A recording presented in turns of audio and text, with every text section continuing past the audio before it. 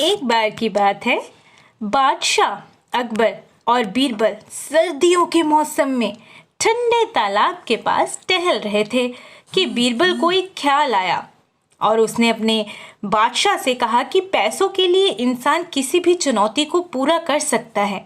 और दोनों में इस बात को लेके बहस होने लगी। तो तभी अकबर के दिमाग में आया और उसने अपनी उंगली तालाब के ठंडे पानी में डाली और कहा कि मुझे नहीं लगता कि कोई भी इंसान इस कड़कड़ाती सर्दियों के मौसम में इस तालाब के ठंडे पानी में रात भर खड़ा रह पाएगा।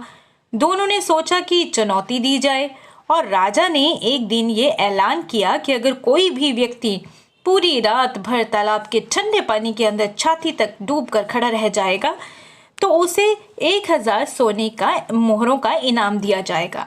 कई लोगों ने कोशिश की लेकिन इस चुनौती को पूरा करना काफी कठिन था। फिर भी एक गरीब ब्राह्मण ने इस चुनौती को स्वीकार किया क्योंकि उसको अपनी बेटी के विवाह के लिए धन की जरूरत थी। जैसे तैसे करके उसने कांपते ठिठुरते रात निकाल ली। रात भर पहरेदार भी उस पर नजर बनाए हुए थे, लेकिन उसने चुनौती पूरी की और सुबह बादशाह अकबर से अपना अर्जित इनाम मांगा। अकबर ने हैरान होकर पूछा कि तुम इतनी सर्द रात में पानी के अंदर कैसे खड़े रह पाए। ब्राह्मण ने कहा कि मैं दूर आपके किले के झरोखों पर जल रहे दिए का चिंतन करके खड़ा रहा और ये सोचता रहा कि वो दिया मेरे पास ही है। इस तरह दिए की लौ ने मुझे ठंड से बचा लिया और रात बीत गई। अकबर ने यह सुनकर तुरंत इनाम देने वाली राशि मना कर दी और ये तर्क दिया कि उसी दिए की गर्मी से तुम पानी में रात भर खड़े रहे, इसलिए तुम इनाम के हकदार नहीं। बेचारा ब्राह्मण क्या करता, उदास मन से रोता हुआ चला गया। बीरबल ने जब ये देखा तो उससे रहा नहीं गया क्योंकि वो जानता था कि ब्राह्मण के साथ ये अन्याय हुआ है। उसने ब्राह्मण का हक दिलवाने का निश्चय किया। अगले दिन अकबर ने दरबार में देखा कि बीरबल मौजूद नहीं है तो सबसे पूछा। बीरबल तक संदेश पहुंचा तो बीरबल ने भी कहलवा दिया कि जब तक उनकी खिचड़ी नहीं पकेगी वो नहीं आएंगे। अकबर ने बहुत इंतजार किया और जब रहा नहीं गया तो वो खुद बीरबल के घर पहुंचे।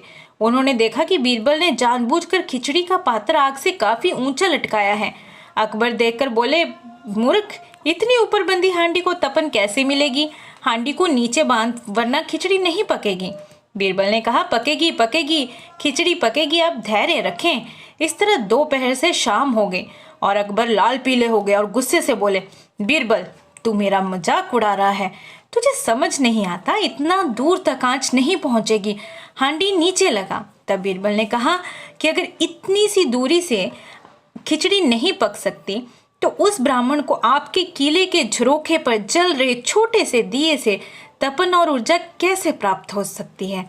ये सुनकर अकबर फौरन अपनी गलती समझ जाते हैं और अगले ही दिन ब्राह्मण को बुलाकर उसे 1000 सोने की मोहरें दे देते हैं और दरबार में गलती बताने के लिए बीरबल की भी बहुत तारीफ करते हैं और उसको इनाम देते हैं।